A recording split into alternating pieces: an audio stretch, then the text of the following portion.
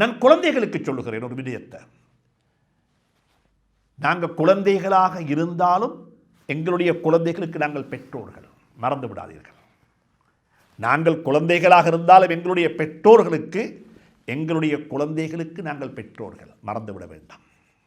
எப்படி இவர்களை நாங்கள் நடத்தாட்டுகின்றோமோ அதே போலத்தான் அவர்கள் எங்களை நடத்தாட்டுவார்கள்.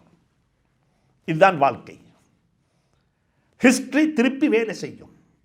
பாப்பா உமக்கு செய்ததை எங்களுடைய குழந்தைகள் எங்களுக்கு செய்வார்கள்.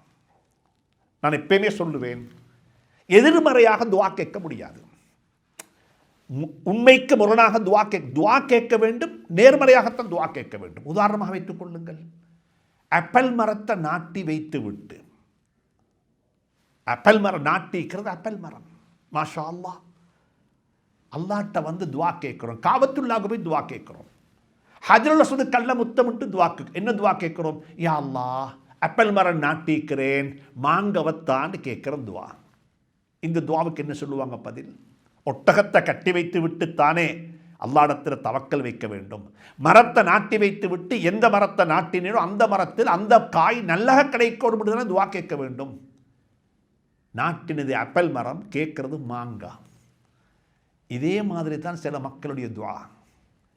தண்ட தாய்க்கும் தந்தைக்கும் அவர்கள் கண்குளிர்ச்சியாக இல்லை, உம்மக்கும் வாப்பக்கும் அவரை நினைச்சா எரிச்சல் வருகுது, உம்மக்கும் வாப்பக்கும் நினைச்சா பிள்ளைய நினைச்சா என்ன செய்யுது, கோபம் வருகுது. இந்த பிள்ளைகளையா நாங்கள் பெத்தெடுத்தோம், நாங்கள் என்ன யாருக்கு செஞ்ச அநியாயம் என்று யார் நினைக்கிறாங்க? உம்ம வாப்ப நினைக்கிறாங்க.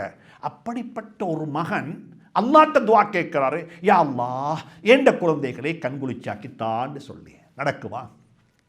சாத்தியப்படுமா? ஆப்பிள் மரத்தை நாட்டி விட்டு தேங்காய் மரத்தை கேட்கலுமா? மாங்காய் கேட்கலுமா? அப்படிப்பட்ட துவா செய்ய வானம். அப்படிப்பட்ட துவா இல்லை. பெற்றோர்களுக்கு நலவு செய்தால் அதே துவா தான். பெற்றோர்களுடைய துவாவே துவாவாக மாறிவிடும். அவர்களுடைய மன நிறைவு துவாவாக மாறிவிடும். அவர்களுடைய புன்னகை துவாவாக மாறிவிடும். சுப்ஹானல்லாஹ்.